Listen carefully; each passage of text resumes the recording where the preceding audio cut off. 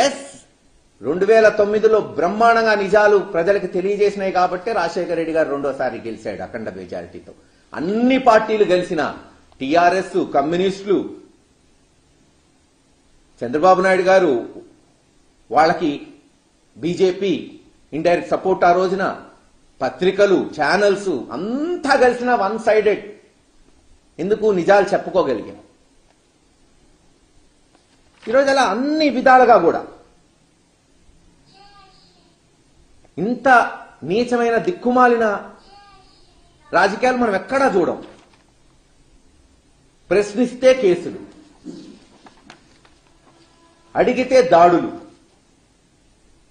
అంబేద్కర్ గారి రాజ్యాంగాన్ని ప్రమాణికంగా చేసుకొని ప్రమాణాలు చేసి మంత్రులు, ఎమ్మెల్యేలు, ముఖ్యమంత్రులై దాన్ని తుంగలో తొక్కి రెడ్ బుక్ రాజ్యాంగాన్ని పాటిస్తున్నారు. ఈరోజు చూస్తున్నావు కదా పర్యవసానాలు.